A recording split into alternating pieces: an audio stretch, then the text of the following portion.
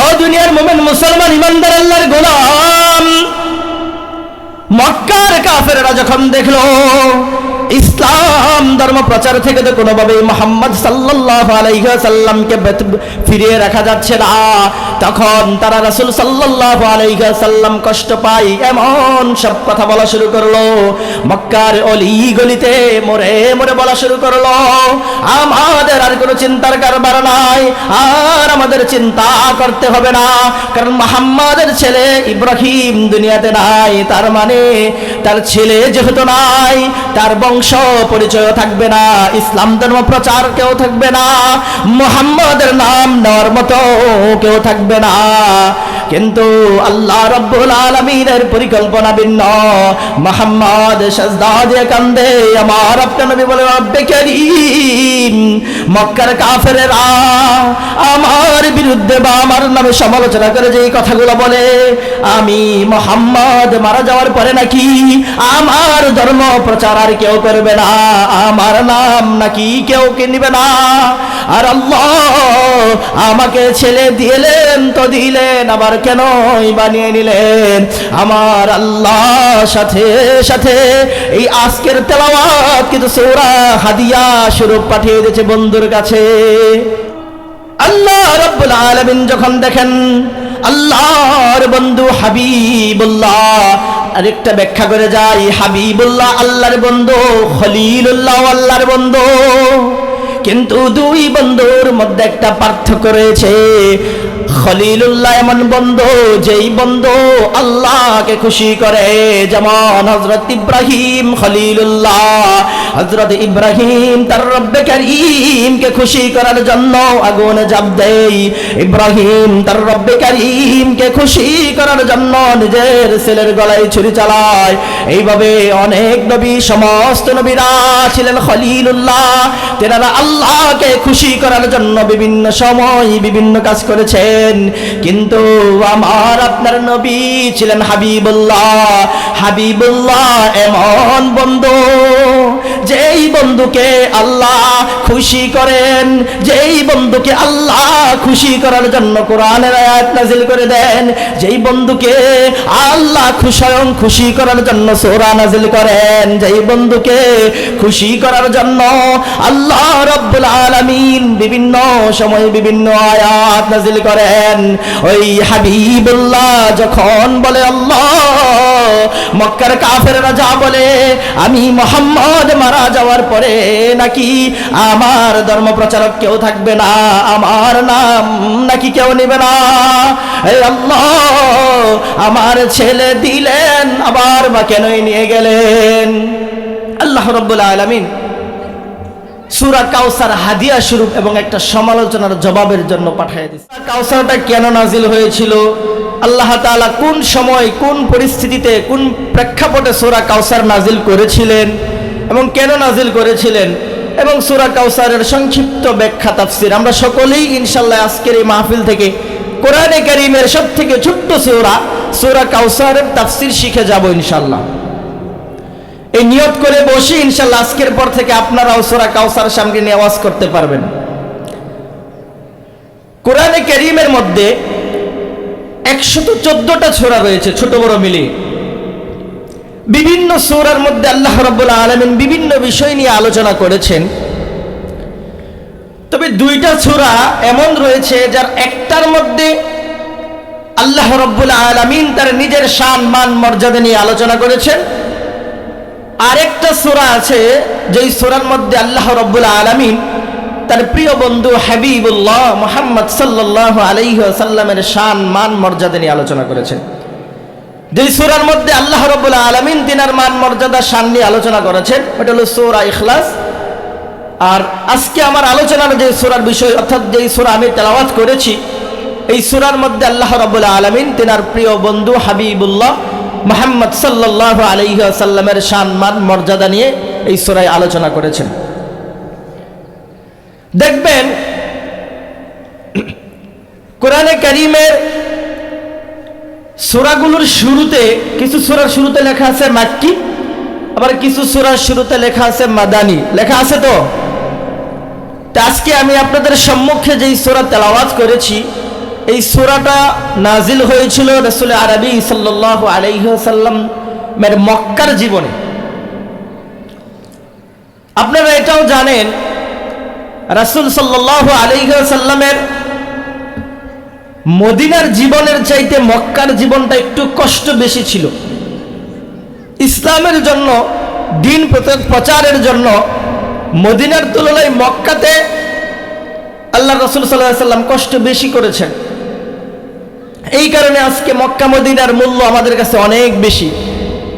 কিন্তু খুব দুঃখজনক যে আমাদের অনেক সমাজে অর্থবিত্ত লোকেরা আছে যাদের টাকা পয়সা হওয়ার পরেও সেই নবীজির দেশ মক্কা মদিনা ঘুরতে মনে চায় না।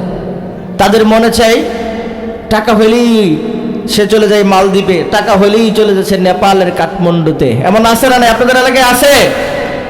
আর আমাদেরকে দিল এমন আকাঙ্ক্ষা, যদি আমার একটু টাকা হতো আমি নবীর রওজা শরীফ দেখতে যেতাম। আছে না এরকম? এজন্য নবী প্রেম অন্তরে থাকার প্রয়োজন আছে না নাই? আমার থাকতো যদি ডানা ওরে যেতাম আমি দূর মদিনা। আমার থাকতো যদি ডানা ওরে যেতাম আমি দূর মদিনায়। ওই মদিনার পথের ধুলি, ওই মদিনার পথের ধুলি মাখতাম আমার গায়। আমার থাকতো যদি ডানা ওরে যেতাম আমি দূর মদিনায়। তোমারই জন্য ধন্য হলো আরবের ওই মাটি, তোমার প্রেমে সিক্ত হলো আরবের ওই মাটি। আমার থাকতো যদি ডানা ওরে যেতাম আমি দূর মদিনায়। কথা বলেন ঠিক না ঠিক? আমার আপনার যদি অর্থ থাকতো আমরা চলে যেতাম সোনার মদিনা। সোনার মদিনায় গিয়ে রাসূলের রওজা শরীফে সালাম জানাতাম, এমন ইচ্ছা আমাদের আছে না নাই? কিন্তু সমাজের মধ্যে এমন অনেক ধনী আছে, এমন অনেক অর্থবান লোক আছে যাদের টাকা পয়সা হলে রাসূলের দেশ মদিনায় তাদের মনে চাই না।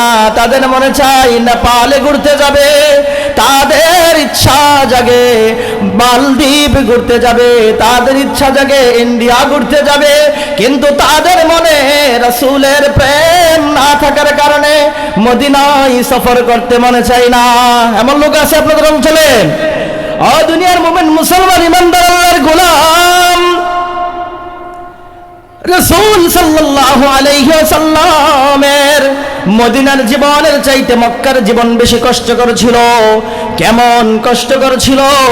মদিনার জীবনের চাইতে মক্কার জীবনে রাসূল সাল্লাল্লাহু আলাইহি ওয়াসাল্লাম দিন প্রচার করতে গিয়ে বেশি কষ্ট সহ্য করেছেন।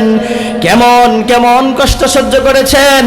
এমন এমন কষ্ট, যেই কষ্টের কথাগুলো 1400 বছর পরে আজও যদি কোনো মুমিন মুসলমান দিলের কান দিয়ে শুনে, চোখ দিয়ে অশ্রু জরে জরে কি জরে না?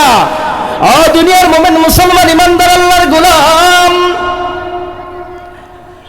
ওমর রাদিয়াল্লাহু তাআলা আনহুর খেলাফতকাল ইসলামের এক স্বর্ণযুগ চলছিল। ওমর রাদিয়াল্লাহু তাআলা আনহু বলেন, আমার কাছে মনে হয় ইসলাম প্রচার করতে গিয়ে বা ইসলাম গ্রহণ করতে গিয়ে হযরত বেলাল হাবশির চাইতে বেশি কষ্ট মনে হয় আর কেউ করে নাই। ওই মজলিসের মধ্যে হযরত খাব্বাব রাদিয়াল্লাহু তাআলা আনহু বসা, ডাক দিয়ে বলে, ও আমিরুল মুমিনিন, আপনি শুধু বেলাল হাবশির কথা বললেন, কিন্তু আমি খাব্বাবের কথা তো বললেন না। আমিরুল মুমিনিন ডাক দিয়ে বলে, ও খাব্বাব রে, তোমার ইসলাম গ্রহণ করতে গিয়ে কষ্ট আমি আসলে জানি না। খাব্বাব রাদিয়াল্লাহু তাআলা আনহু ডাক দিয়ে বলে, আমিরুল মুমিনিন, আমার কষ্ট আমার মুখ দিয়ে বলতে হবে না, আপনি দেখে নেন। এই বলে কোমরের কাপড়টা উপরে উঠায় দিলেন। সবথেকে ক্ষমতাধর সাহসী রাসূল আরবি সাল্লাল্লাহু আলাইহি ওয়াসাল্লামের সাহাবী ওমর রাদিয়াল্লাহু তাআলা আনহু খাব্বাব রাদিয়াল্লাহু তাআলা আনহুর কোমর দেখে ভয় পেয়ে গেলেন। বলেন, খাব্বাব রে, তোমার কাপড়টা নামাও, দেখতেছি তোমার কোমরের গোশতগুলো না, এগুলো কোথায় গেল? ও দুনিয়ার মুমিন মুসলমান ইমানদার আল্লাহর গোলাম, ইসলাম আমার আপনার কাছে অনেক পরে এসেছে, কিন্তু এই ইসলাম গ্রহণ করতে গিয়ে আমার আপনার কোনো কষ্ট করতে হয় নাই। কষ্ট করতে হয়েছে? আমি আপনি কেমন মুসলমান? আমার মা মুসলমান তাই আমি মুসলমান, আমার বাবা মুসলমান তাই আমি মুসলমান। আমার আপনার ইসলাম ধর্ম গ্রহণ করতে গিয়ে আমার সম্পদ ত্যাগ করতে হয় নাই। আমার আপনার ইসলাম ধর্ম গ্রহণ করতে গিয়ে স্ত্রীকে ত্যাগ করতে হয় নাই। আমার আপনার ইসলাম ধর্ম গ্রহণ করতে গিয়ে কলিজার টুকরা সন্তান ত্যাগ করতে হয় নাই। হয়েছে এখানে কারো? আমাদের কারো কাছে সম্পদ ত্যাগ করে ইসলাম গ্রহণ করতে হয় নাই, কারো কাছে পিতামাতা ত্যাগ করে ইসলাম গ্রহণ করতে হয় নাই। বিদায় আমার আপনার কাছে ইসলামের গুরুত্ব কম। মনে রাখবেন, প্রত্যেকটা জিনিস অর্জন করতে, আমি কিন্তু আপনাদেরকে সূরা কাউসার কখন নাজিল হয়েছিল প্রেক্ষাপট বলতেছে, ভেবে না হুজুর কইছে তাফসীর করবো। এখন দেখি এই খাব্বাব রাদিয়াল্লাহু ঘটনা বলে কখন সূরা কাউসার আল্লাহ নাজিল করেছিল, প্রেক্ষাপটের দিকে যাচ্ছে। দেখবেন ইসলামে বা স্বাভাবিকভাবেই যেই জিনিস অর্জন করতে কষ্ট বেশি, যেই জিনিস অর্জন করতে কষ্ট বেশি, ওইটার প্রতি আমাদের মানে দরদ একটু বেশি থাকে। বেশি থাকে না? মনে করেন এক লোকের সন্তান হয় না, শেষ বয়সে সন্তান হয়েছে, তার কাছে সন্তানের গুরুত্বটা কেমন? অনেক বেশি না? 12 বছর সংসার করতেছে, 24 বছর সংসার করে ফেলেছে, একটা সন্তান নাই। কত ডাক্তার, কত কবিরাজ, কত হুজুরের কাছে গেল, সন্তান হয় না। শেষ বয়সে সন্তান হয়েছে, তার কাছে সন্তানের কত গুরুত্ব। আরেকজন চায় না, খালি আল্লাহর রহমত আল্লাহ দিয়ে দে, ওনার কাছে সন্তানের গুরুত্ব একটু কম অনেক ক্ষেত্রে। তাই জন্য দুনিয়ার মুসলমান, কথাটা দিলের কান দিয়ে শুনেন, চামড়ার কান দিয়ে শুনলে বুঝে আসবে না। যেই জিনিস অর্জন করতে যত কষ্ট, ওই জিনিসের প্রতি মানুষের গুরুত্ব ঠিক ততটা বেশি। সাহাবায়ে কেরামদের কাছে ইসলামের গুরুত্ব অনেক বেশি থাকার কারণ অনেকগুলোর মধ্যে একটা হলো, তাদের কাছে ইসলাম এসেছে অনেক কষ্টের বিনিময়ে। তারা তাদের মধ্যে থেকে কেউ কেউ ইসলাম ধর্ম গ্রহণ করেছে তাদের স্ত্রী পরিজন ছেড়ে, সন্তান সন্ততি ছেড়ে, সম্পদ ত্যাগ করার মাধ্যমে তারা ইসলাম ধর্ম গ্রহণ করেছে। বিদায় তাদের কাছে ইসলামের গুরুত্ব অনেক বেশি। কথা বলেন ঠিক না ঠিক? দুনিয়ার মুমিন মুসলমান ইমানদার আল্লাহর গোলাম, বলতেছিলাম আমিরুল মুমিনিনের মজলিসে হযরত খাব্বাব রাদিয়াল্লাহু তাআলা আনহু বলেন, আমার কষ্ট আপনাকে মুখ দিয়ে বলে বোঝাতে হবে না।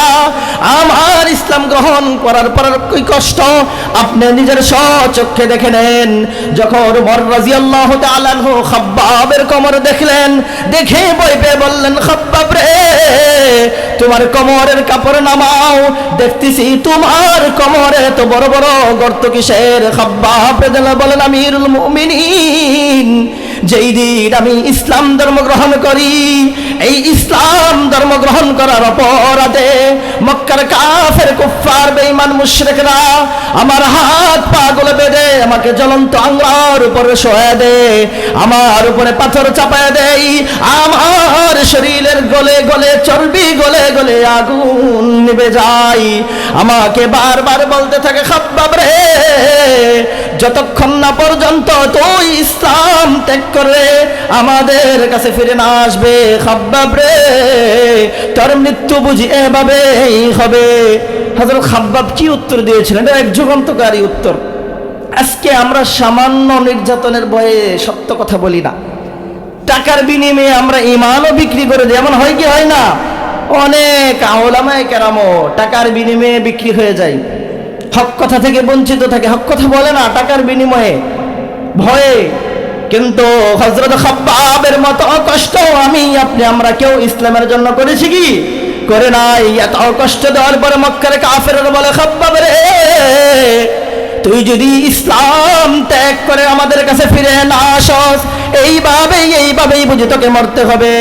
হযরত খাব্বাবের মনে কিন্তু নবীর প্রেম ছিল, আল্লাহর ভয় ছিল।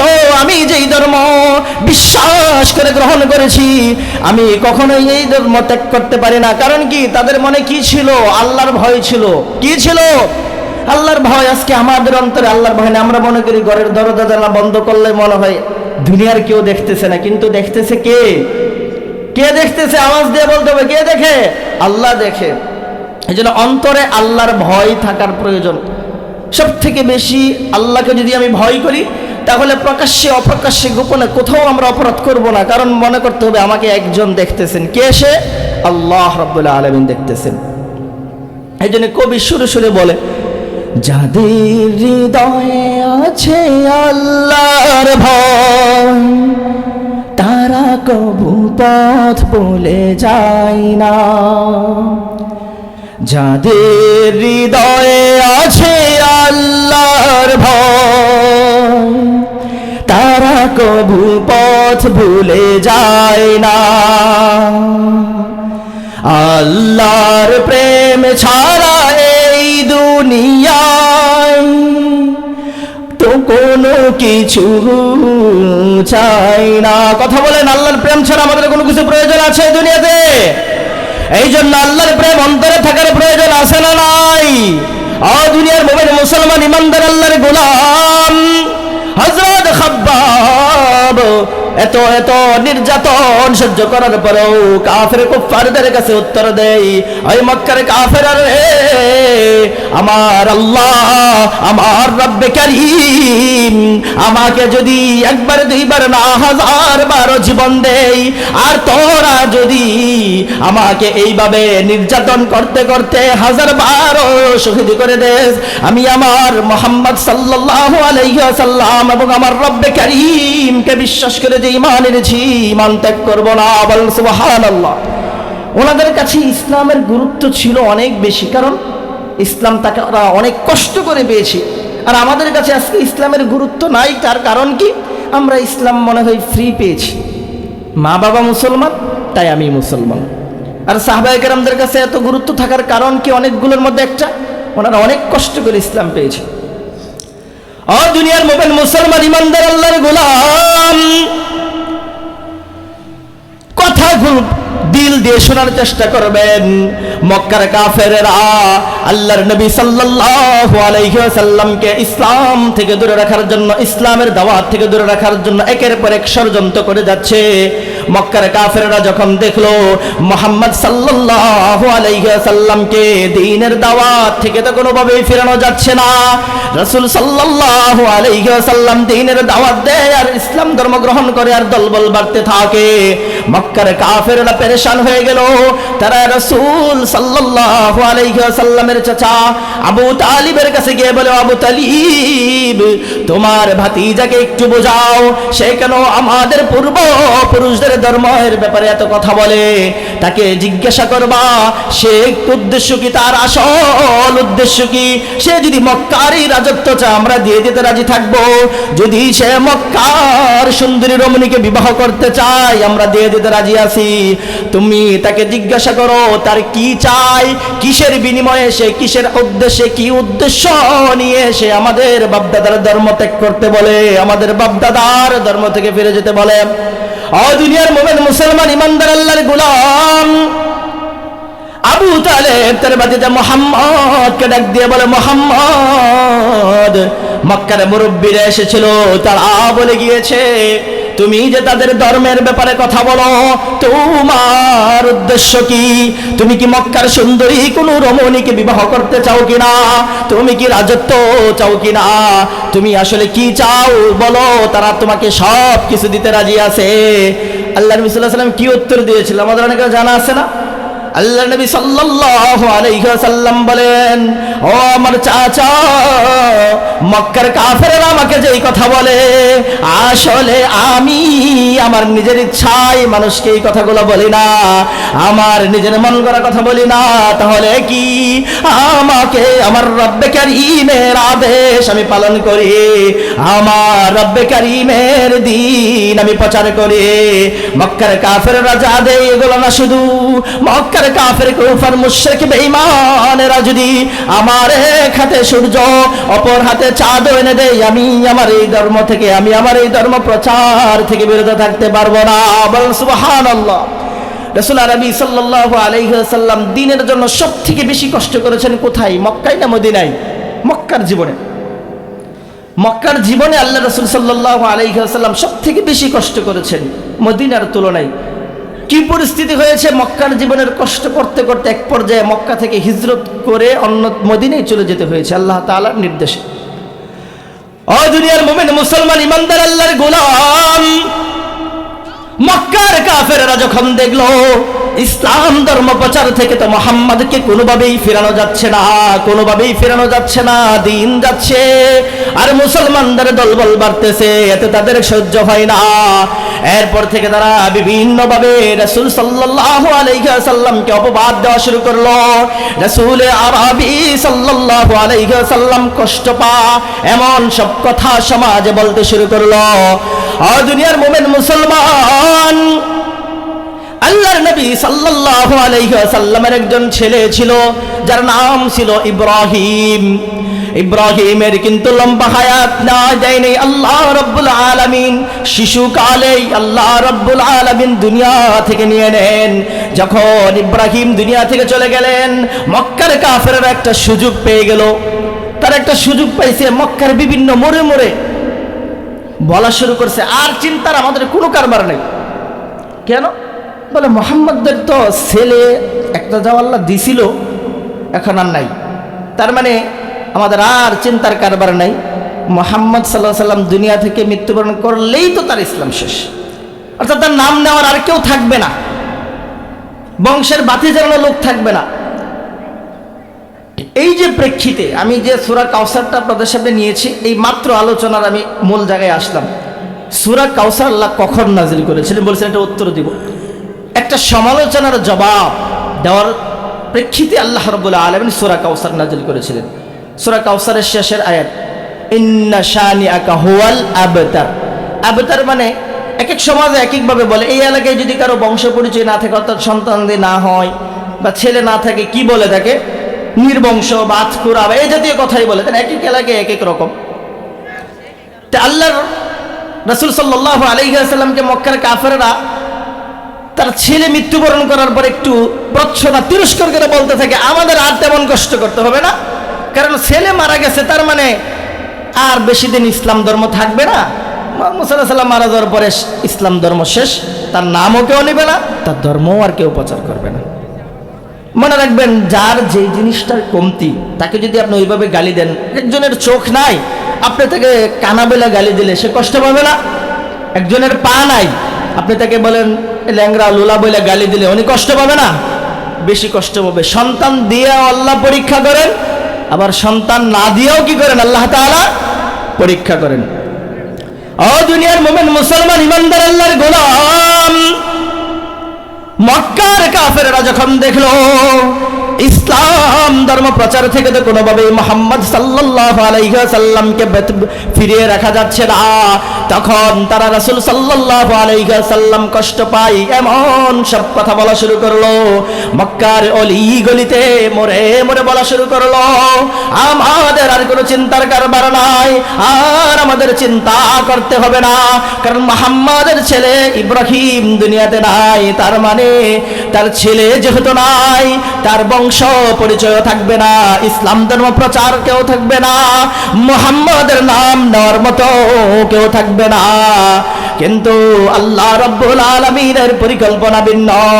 মুহাম্মদ সাজদা দিয়ে কান্দে, আমার আপনার নবী বলে, রব্বে কারীম মক্কার কাফেরেরা আমার বিরুদ্ধে বা আমার নামে সমালোচনা করে যে কথাগুলো বলে, আমি মুহাম্মদ মারা যাওয়ার পরে নাকি আমার ধর্ম প্রচার আর কেউ করবে না, আমার নাম নাকি কেউ নিবে না। আর আল্লাহ আমাকে ছেলে দিলেন তো দিলেন, আবার কেন বানিয়ে নিলেন? আমার আল্লাহ সাথে সাথে এই আজকের তেলাওয়াত কিন্তু সূরা হাদিয়া স্বরূপ পাঠিয়ে দিয়েছে বন্ধুর কাছে। বন্ধুর কাছে হাদিয়া পাঠায় না? এই সমাজেও তো পাঠাই তো। বন্ধুর কাছে হাদিয়া পাঠাই কেন? বন্ধু যাতে মহাব্বত বাড়ে, বন্ধুকে ভালোবেসে হাদিয়া আদান প্রদানও সুন্নত। নিজের পরিবার পরিজন, নিজের স্ত্রীকেও মাঝে মধ্যে হাদিয়া দেওয়া, নিজের মা বাবাকে দেওয়া, আত্মীয় স্বজনদেরকে দেওয়া। ও দুনিয়ার মুমিন মুসলমান ইমানদার আল্লাহর গোলাম, আল্লাহ রাব্বুল আলামিন যখন দেখেন আল্লাহর বন্ধু হাবিবুল্লাহ, আরেকটা ব্যাখ্যা করে যাই, হাবিবুল্লাহ আল্লাহর বন্ধু, খলিলুল্লাহ আল্লাহর বন্ধু। কিন্তু দুই বন্ধুর মধ্যে একটা পার্থক্য রয়েছে। খলিলুল্লাহ এমন বন্ধু যেই বন্ধু আল্লাহকে খুশি করে, যেমন হযরত ইব্রাহিম খলিলুল্লাহ। হযরত ইব্রাহিম তার রব্বে কারীমকে খুশি করার জন্য আগুনে ঝাঁপ দেয়। ইব্রাহিম তার রব্বে কারীমকে খুশি করার জন্য নিজের ছেলের গলায় ছুরি চালায়। এইভাবে অনেক নবী, সমস্ত নবীরা ছিলেন খলিলুল্লাহ। তেনারা আল্লাহকে খুশি করার জন্য বিভিন্ন সময় বিভিন্ন কাজ করেছেন। কিন্তু আমার আপনার নবী ছিলেন হাবিবুল্লাহ। হাবিবুল্লাহ এমন বন্ধু যেই বন্ধুকে আল্লাহ খুশি করেন, যেই বন্ধুকে আল্লাহ খুশি করার জন্য কোরআনের আয়াত নাযিল করে দেন, যেই বন্ধুকে আল্লাহ স্বয়ং খুশি করার জন্য সূরা নাযিল করেন, যেই বন্ধুকে খুশি করার জন্য আল্লাহ রাব্বুল আলামিন বিভিন্ন সময় বিভিন্ন আয়াত নাযিল করেন। ওই হাবিবুল্লাহ যখন বলে আল্লাহ, মক্কার কাফেররা যা বলে আমি মুহাম্মদ মারা যাওয়ার পরে নাকি আমার ধর্ম প্রচারক কেউ থাকবে না, আমার নাম নাকি কেউ নেবে না। এই আল্লাহ আমার ছেলে দিলেন, আবার বা কেনই নিয়ে গেলেন? আল্লাহ রাব্বুল আলামিন সূরা কাউসার হাদিয়া স্বরূপ এবং একটা সমালোচনার জবাবের জন্য পাঠিয়ে দিয়েছেন। আল্লাহ রাব্বুল আলামিন বলেন, ও আমার বন্ধু হাবিবুল্লাহ, শুনেন, আমি আপনাকে ছেলে দিয়েছিলাম, কিন্তু আবার ছেলে নিয়ে নিলাম বা কেন? কারণ এই ছেলে নিয়ে এনেছে এই কারণে যাতে আপনার মর্যাদার তবকা, আপনার এই সম্মান ঠিক রাখতে পারি। কিভাবে? না হয়তো ইহুদিরা, অন্য ধর্মাবলম্বীর তারা বলবে আমাদের নবী তো শ্রেষ্ঠ ছিল। বলেন কিভাবে বলবে? আমাদের নবী নবী, তার ছেলেও নবী, তার ছেলেও নবী, অথবা আমার নবী, আমাদের নবী, ওনার পিতাও নবী। কিন্তু মুহাম্মদ সাল্লাল্লাহু আলাইহি ওয়াসাল্লাম তো শেষ নবী। কিন্তু মুহাম্মদ সাল্লাল্লাহু আলাইহি ওয়াসাল্লামের ছেলেকে যদি লম্বা হায়াত দেওয়া হয়, তাহলে নবুয়ত না দিলে মুহাম্মদ সাল্লাল্লাহু আলাইহি ওয়াসাল্লামের ছেলের অপমান হবে। আর যদি নবুয়ত দিয়ে দেই, তাহলে রাসূল সাল্লাল্লাহু আলাইহি ওয়াসাল্লাম যে শেষ নবী, এর সিলসিলা ঠিক থাকবে না। কথা বলেন ঠিক না ঠিক? এই জন্য ইব্রাহিমকে আমি ছেলে দিয়েছিলাম, মক্কার মানুষ যাতে আপনাকে ইয়াদ করে বলতে না পারে, মক্কার মানুষেরা যাতে আপনাকে নির্বংশ বলে গালি দিতে না পারে, এই কারণে আমি আপনাকে ছেলে দিয়েছি। কিন্তু লম্বা হায়াত দেই নাই। দেখেন মুহাম্মদ সাল্লাল্লাহু আলাইহি সাল্লামের ছেলে না দেওয়ার মধ্যে রহস্য।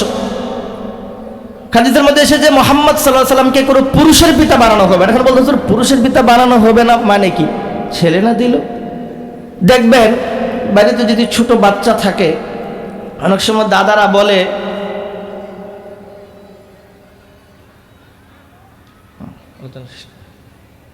কি আমারে দেওয়া নাকি আগে আমারে দেওয়া নাকি? দেখবেন বাড়িতে যদি ছোট্ট বাচ্চা থাকে, তখন দাদারা বলে নাতি ওই পিড়িটা একটু নিয়ে আসো তো। তখন যদি পিড়ি নিয়ে আসে বলে মাশাআল্লাহ একটা বেড়াইব, এরকম বলে কি বলে না? বলি না? তার মানে বোঝা যায় কি ছোট্ট শিশু, সে এখনো পুরুষই হয়নি। শরীয়তের ভাষায় যারা বালেক হয় নাই সে এখনো তো পুরুষের কাতারে যায়নি। এজন্য ওই যে বলা হয়েছে যে মুহাম্মদ সাল্লাল্লাহু আলাইহি সাল্লামকে কোনো পুরুষের পিতা বানানো হয় নাই, আসলে পুরুষের পিতা বানায় নাই, শিশু ছিল, এখনো পুরুষ হয় নাই। যাই হোক, ছেলেকে দিনে নিয়ে আসার উদ্দেশ্য কি? কারণ মর্যাদার তবকা ঠিক থাকবে না। মুহাম্মদ সাল্লাল্লাহু আলাইহি সাল্লামের ছেলে জীবিত থাকলে নবুয়ত দিতে হবে, আর রাসূল সাল্লাল্লাহু আলাইহি সাল্লামের ছেলেকে যদি নবুয়ত দেয় তাহলে অবস্থা কি হবে? তাহলে রাসূল শেষ নবীর এটা ঠিক থাকবে না, মর্যাদার মাপকাঠি ঠিক থাকবে না। ও দুনিয়ার মুমিন মুসলমান ইমানদার আল্লাহর গোলাম, আল্লাহ রাব্বুল আলামিন বলেন, ও আমার বন্ধু গো, আমার বন্ধু হাবিবুল্লাহ, ওই যে মক্কার কাফেরেরা যারা আপনাকে বলে আপনি আজকরা আপনার নাম নেওয়ার কেউ থাকবে না, এটার দায়িত্ব আমি নিয়ে নিলাম, আপনার হাদিয়া। আল্লাহ রাব্বুল আলামিন বলেন, ইন্না আতাইনাকাল কাউসার, নিশ্চয় আমি আপনাকে হাউজে কাউসার দান করেছি, অতএব আপনি নামাজ পড়েন, ফাসাল্লি লিরাব্বিকা ওয়ানহার, আপনি ওই যে হাউজে কাউসার দান করেছি এর শুকরিয়া স্বরূপ আপনি নামাজ প্রতিষ্ঠা করেন। নামাজ হলো শারীরিক ইবাদত, এরপরে বলে ওয়ানহার, কুরবানি করুন, কুরবানি হলো আর্থিক ইবাদত, এরপরে বলেন ইন্না শানিয়াকা হুয়াল আবতার, ওই যে যারা আপনাকে বলে আপনি নির্বংশ হয়ে যাবেন তারাই নির্বংশ হয়ে যাবে। বলেন তো এখন 2025 সালে এসে কেউ কি আবুল আহাব বা আব্দুল উজ্জা বা মক্কার কোনো কাফেরদের আবু তালেব এদের নামও কি এখন ভালোবাসা নিয়ে রাখে কেউ? বিজ্ঞানীরা গবেষণা করে দেখেছে, ওই যে মক্কার কাফেরদের প্রথম একটা কথা ছিল কি, যে মুহাম্মদ সাল্লাল্লাহু আলাইহি ওয়াসাল্লাম মারা যাওয়ার পরে মুহাম্মদ সাল্লাল্লাহু আলাইহি ওয়াসাল্লামের নাম পৃথিবীতে আর কেউ নেবে না, বলেছিল না? আল্লাহ রাব্বুল আলামিন বলেন, ও আমার হাবিবুল্লাহ, আপনার নাম এই পৃথিবীতে জারি রাখার দায়িত্ব আমি আল্লাহর। কিভাবে? একটি উদাহরণ দেই। বিজ্ঞানীরা গবেষণা করে দেখেছেন আল্লাহ রাব্বুল আলামিনের পরে এই দুনিয়াতে সব থেকে বেশি মুহাম্মাদের নাম দেখেন কিভাবে। বাংলাদেশে যেই সময় আজান দেয়, ইন্ডিয়াতে ওই সময় আজান হয় কি হয় না? হয় না? একটু বেশ কম আছে, বেশ কম আছে। আবার ইন্ডিয়াতে যখন আজান হয়, পাকিস্তানে ওই সময় আজান হয় না। আবার পাকিস্তানে যখন আজান হয় দেখবেন আমেরিকাতে আজান হয় না। আবার আমেরিকাতে যখন আজান হয় লন্ডনে আজান হয় না। আবার লন্ডনে যখন আজান হয় মালদ্বীপে আজান হয় না। এইভাবে গড়তে গড়তে সারা দিনের 24 ঘন্টার মধ্যে আকাশের বাতাসে বাতাসে আল্লাহর পরে মুহাম্মাদের নাম সব থেকে বেশি পাওয়া যায়। বলুন সুবহানাল্লাহ। আজানের মধ্যে আমার আপনার প্রিয় নবী নাম আশহাদু আন্না মুহাম্মাদুর রাসূলুল্লাহর ধ্বনি পৃথিবী প্রকম্পিত হতে থাকে। কথা বলেন ঠিক না বেঠিক? আজকে কথা প্রসঙ্গে বলতে হবে ফি রাহমাতুল্লাহি আলাইহি, একেবারে শেষ সময়ে আমার রাজনৈতিক ব্যক্তিবর্গের নামটা মনে আসতেছে না, দেখা করতে গিয়েছিল, উনি ওই সময়ও বলেছিলেন যে আমার শেষ তামান্না, আমার শেষ আকাঙ্ক্ষা যে কাদিয়ানীদেরকে দেশে অমুসলিম ঘোষণা করতে হবে। এই ভিডিওটা এখনো অনলাইনে পাওয়া যায়। তো ওলামায়ে কেরাম, উম্মতের ওলামায়ে কেরাম অনেক আগে থেকেই এই চেষ্টা প্রচেষ্টা করে যাচ্ছে, এখনো করতেছে। এটার দায়িত্ব কিন্তু শুধু ওলামায়ে কেরামের না। অনেকে মনে করে কাদিয়ানীদেরকে অমুসলিম ঘোষণার দায়িত্ব মানে শুধু আলেমদেরই, আমরা জায়গায় বসে থেকে না। গোলাম আহমদ কাদিয়ানী তার একটা কিতাব আছে রোহানে খাজাইন, উর্দু ভাষাভাষীর কিতাব। এই কিতাবের মধ্যে লেখা আছে যারা আমাকে শেষ নবী না মানে তারা হলো বেশ্যার সন্তান। সরাসরি আমার সঠিক পৃষ্ঠাটা মনে নাই, আপনার রোহানে খাজাইন যদি গুগলে সার্চ দেন এরপরে দেখবেন যে এখানে সাধারণ মানুষ সকলের উদ্দেশ্যে কি বলছে পেয়ে যাবেন। এই বিষয়ে আমার একটা আলোচনাও আছে। তো যাই হোক, তো এটার দায়িত্ব কি শুধু ওলামায়ে কেরামের না আমাদের প্রত্যেকের? কাদিয়ানীদেরকে অমুসলিম ঘোষণা করার জন্য আমাদের মাঠে ময়দানে কাজ করা প্রয়োজন আছে না নাই? কাদিয়ানীরা কাফের, এই আইন সংসদে বাস্তবায়ন হোক, এটা আমরা প্রত্যেকে চাই কি চাই না? কাদিয়ানীদেরকে যাতে অমুসলিম ঘোষণা করা হয়, এটা যাতে আমরা সচক্ষে দেখে যেতে পারি, আল্লাহ রাব্বুল আলামিন আমাদের প্রত্যেককেই তৌফিক দান করুন, বলেন আমিন।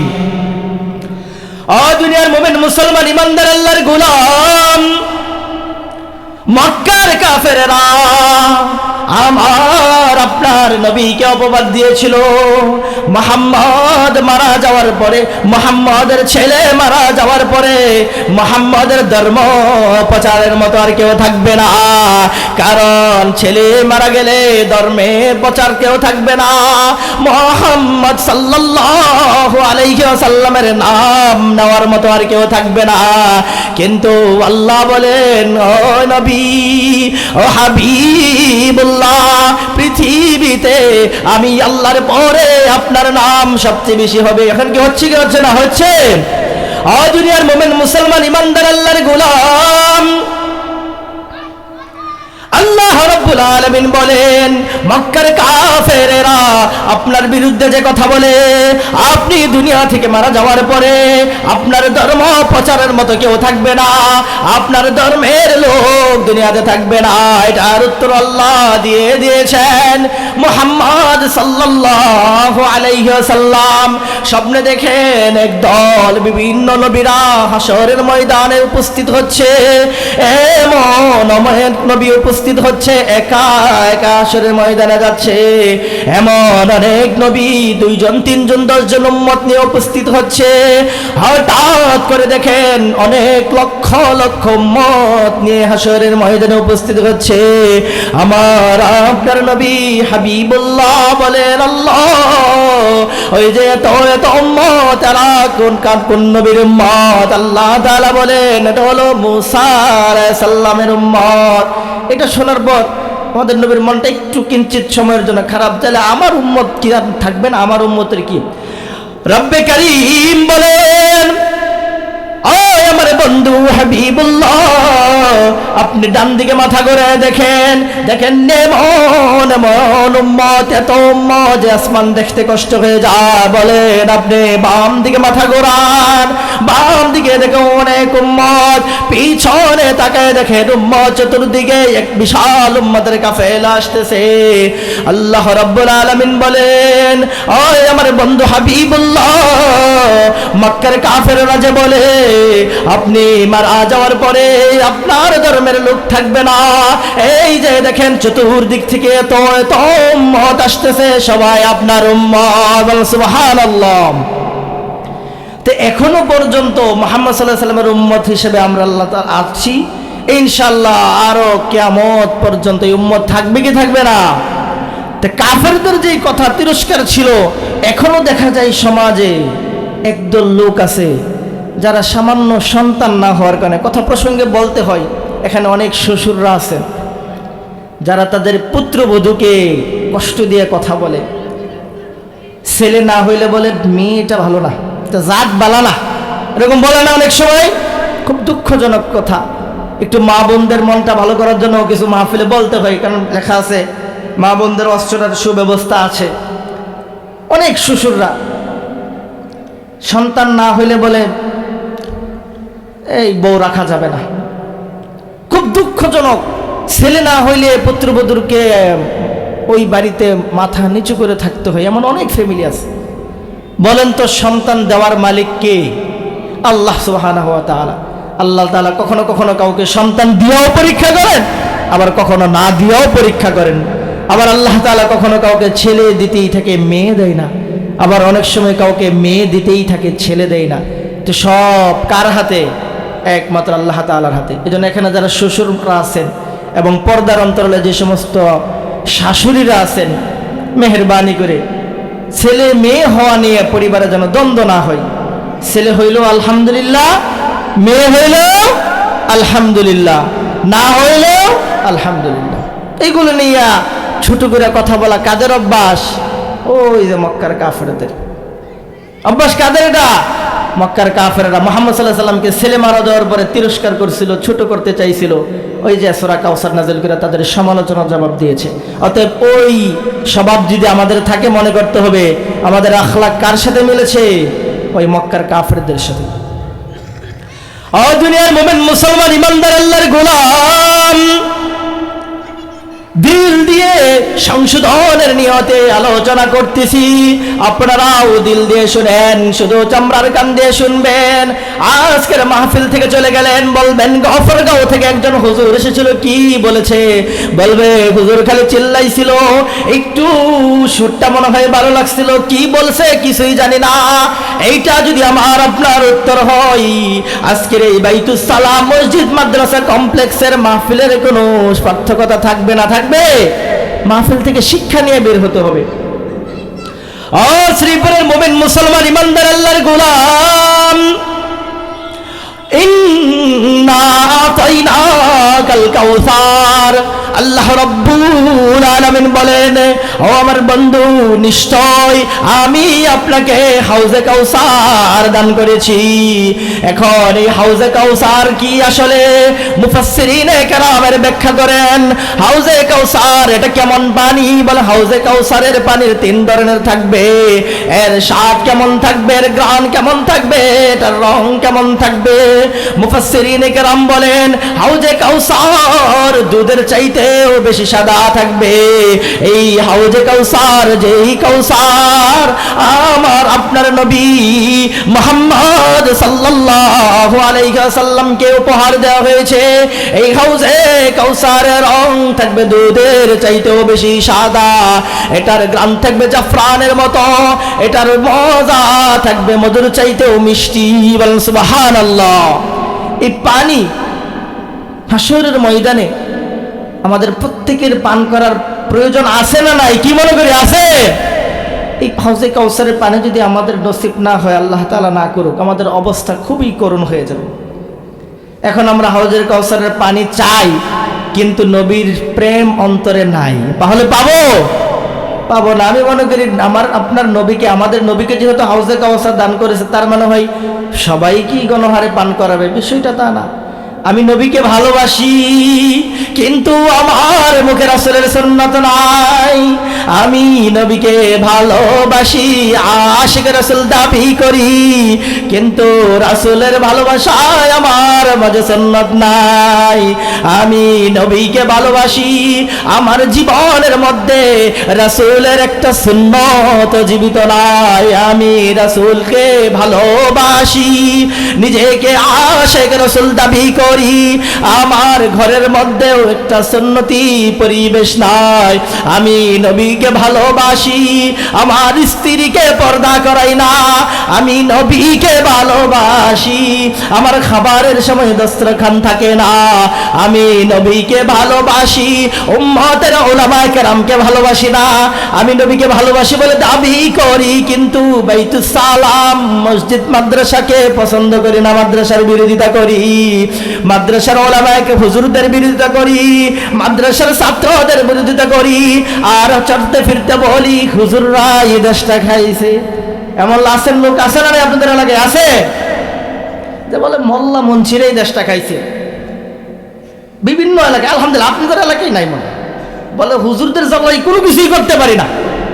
রাসূলকে ভালোবাসে এটা দাবি করে, কিন্তু রাসূলের ভালোবাসার কোনো প্রমাণ তার মধ্যে পাওয়া যায় না। এমন লোক আছে আপনাদের সমাজে।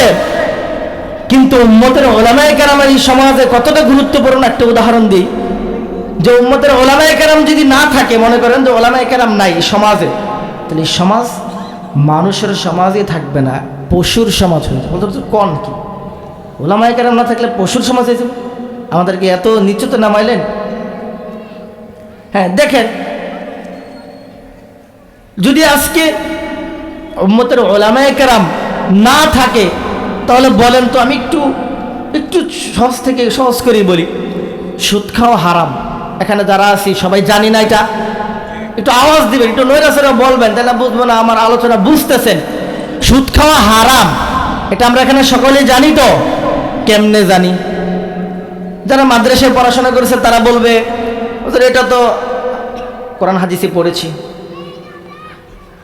আপনারা যারা আওয়াম আছেন অনেকে বলবেন তো আমরা ওয়াজ মাহফিলে শুনেছি, খতিব সাহেব বলেছে, এই তো যে যেভাবেই বলেন, আমরা বলবে সুদ খাওয়া হারাম, এটা আমি জেনেছি ওলামায়ে কেরামদের থেকে। ওলামায়ে কেরাম বলবে সুদ খাওয়া হারাম, এটা আমি জেনেছি কোরআন হাদিস থেকে। আমি বলবো ওই যে সুদ খাওয়া হারাম, উম্মতের ওলামায়ে কেরাম যদি না থাকতো আপনি কিভাবে জানতেন? আপনি বলতেন ওলামায়ে কেরামের দরকার নাই, আমি কোরআন থেকে শিখে নেব। আমি বলবো কোরআন তো আপনি বুঝেন না, বলবেন আমি কোরআনের বাংলা তরজমা থেকে জেনে নেব। আমি বলবো কোরআনের তরজমা কে লিখেছে? ওলামায়ে কেরাম লিখেছে, বলবেন হাদিস থেকে জেনে নিব। আমি বলবো হাদিস সংরক্ষণ করেছে উম্মতের ওলামায়ে কেরাম, ওই হাদিসের বাংলা তরজমা করেছে উম্মতের ওলামায়ে কেরাম। আপনি বলবেন এই যে ভাই বোনের বিবাহ হয় কি? আপনার সাথে ভাই বোনের বিবাহ হয় না? কেন হয় না? হারাম। মায়ের সাথে বিবাহ হয় না কেন? যাবে না। কেমনে জানছেন? কোরআন হাদিস থেকে পেয়েছেন, নিজে নিজে বুঝছেন, ওলামায়ে কেরাম জানছেন কিভাবে? কোরআন হাদিস থেকে। আপনি বলবেন ভাই বোনের বিবাহ হয়ে যেত সমাজে যদি ওলামায়ে কেরাম না থাকতো, বলবেন আমি তো কোরআন হাদিস থেকে জেনে নেব। ওই কোরআন হাদিসের যেই বাংলা তরজমাগুলো করেছে উম্মতের ওলামায়ে কেরাম। কথা বলেন ঠিক না বেঠিক? আজকে যদি সমাজে এই বাইতুস সালাম মাদ্রাসা না থাকে, বলেন এই সমাজ মানুষের সমাজ থাকবে না পশুর মতো সমাজ হয়ে যাবে? দেখেন ইউরোপের দেশগুলোতে দাঁড়ায় দাঁড়ায় প্রস্রাব করে, তাদের এখানে ওলামায়ে কেরামের নাই কম, তাদের এখানে কোরআনের শিক্ষা নাই। ওই দেশগুলোতে বাইতুস সালাম মসজিদ মাদ্রাসার মতো প্রত্যেক ওয়ার্ডে মহল্লায় ওলামায়ে কেরাম দিনের দাওয়াতের মতো আলেম নাই, যার কারণে তাদের সমাজটা পশুর সমাজের মতো। কথা বলেন ঠিক না বেঠিক? এই জন্য সমাজের ওলামায়ে কেরাম এবং এই বাইতুস সালাম মসজিদ মাদ্রাসার মতো মাদ্রাসার প্রয়োজন আছে না নাই? আছে। কেমন? সামান্য, মানে না থাকলে আলহামদুলিল্লাহ, না থাকলে আরো আলহামদুলিল্লাহ। বিষয়টা এরকম, অনেক বেশি প্রয়োজন। আপনি একটু দিল দিয়ে ভাবেন যে এই যে বিষয়গুলা, শুকর খাওয়া যাবে না বা কুকুর খাওয়া যাবে না, বলে এটা কেমনে জানতেন? অবশ্যই কোরআন হাদিসের থেকে জেনেছেন। এগুলো সহযোগিতা কারা করে? এই বাইতুস সালাম মাদ্রাসার মতো এই সমস্ত মাদ্রাসারাই আলেমদের থেকে জানতে হবে, তাই না? এই আলেম কোথায় তৈরি হয়? আলেম কিন্তু মাওনা স্কুলে তৈরি হয় না। আমি আবার স্কুলের বিরোধিতা করি নাই, কারণ স্কুল যদি না থাকে, আমার আপনার পর্দাশীল স্ত্রীকে ডাক্তারের কাছে নিয়ে যেতে হবে আমাদের। যদি দিনদার ডাক্তার না থাকে, আমি আপনি কোথায় নিয়ে যাব? ইঞ্জিনিয়ার যদি তৈরির কারখানা না থাকে, আমরা দিনদার ইঞ্জিনিয়ার কোথায় পাবো? স্কুল কলেজের বিরোধিতা করি না, কিন্তু শরীয়তের মাসআলা মাসাইল জানার জন্য আলেমের প্রয়োজন আছে না নাই? আছে। এই জন্য আলেম তৈরি হয় বাইতুস সালাম মসজিদ মাদ্রাসার মতো এই সমস্ত মাদ্রাসায়। এই জন্য সমাজের মধ্যে এই সমস্ত মাদ্রাসার প্রয়োজন আছে না নাই? এই জন্য এই সমস্ত মাদ্রাসার আমরা বিরোধিতা করবো না, সহযোগিতা করব। সহযোগিতা আবার কিভাবে করে বলি, আমি শেষ করে দেব। সহযোগিতা কয়েকভাবেই করা যায়। সহযোগিতা করা যায় আর্থিকভাবে, সহযোগিতা করা যায় মনস্তিকভাবে, সহযোগিতা করা যায়। দেখবেন সমাজের অনেক লোক থাকে, বলবে মাদ্রাসাকে আমি মহাব্বত করি, কিন্তু আমার অর্থ নাই বিদায় আমি এত দিতে পারতেছি না। কিন্তু সমাজে এই মাদ্রাসার প্রয়োজন আছে, এই মাদ্রাসার প্রয়োজন আছে, কারণ মাদ্রাসা না থাকলে আমরা গুমরাহ হয়ে যেতাম। আরেক দল আছে মাদ্রাসায় সহযোগিতাও তো করবে না, বরং বলবে মাদ্রাসায় আমাদের ক্ষতি করতেছে। এই জন্য আমরা যদি পারি অর্থনৈতিকভাবে সাহায্য করব, যদি অর্থনৈতিকভাবে সাহায্য করতে না পারি মন দিয়েও ভালোবাসবো কি বাসবো না? মাদ্রাসায় ছাত্রছাত্রী দিয়েও সহযোগিতা করা যায় কি যায় না? আমি মাদ্রাসাকে মহাব্বত করে ভাবতে হবে। এই পৃথিবীতে যদি মানুষের সমাজ হিসেবে পৃথিবীর মানুষ বসবাস করতে চায়, এই সমস্ত মাদ্রাসার প্রয়োজন অবশ্যই আছে। এটা একটা দ্বীনের দুর্গ, এগুলো হেফাজত করার দায়িত্ব আমার আপনার আমাদের প্রত্যেকের। কথা বলেন ঠিক না বেঠিক? এই জন্য বাইতুস সালাম মসজিদ মাদ্রাসার মতো এই সমস্ত মাদ্রাসাকে আমরা দিল দিয়ে মোহাব্বত করব, ভালোবাসবো। যদি পারি অর্থ দিয়ে সহযোগিতা করব, তা না পারি আমি মন দিয়ে ভালোবাসবো। আমি পাশাপাশি আমার সন্তানদেরকে মাদ্রাসায় দিই, আমি দ্বীনের এই সমস্ত দুর্গকে হেফাজত করব। আমরা রাজি আছি তো? প্রত্যেকে আমরা অর্থ দিয়ে পারলে আলহামদুলিল্লাহ, না পারলে ভালোবেসবো, মুখ দিয়ে বলবো, সমাজে ভালো প্রচার করব। না পারলে নিজের সন্ততিদেরকে এই সমস্ত মাদ্রাসায় দেওয়ার নিয়ত সকলের আছে। আল্লাহ রাব্বুল আলামিন আমাদের প্রত্যেককেই এই সমস্ত মাদ্রাসার পাশে থাকার তৌফিক দান করুক।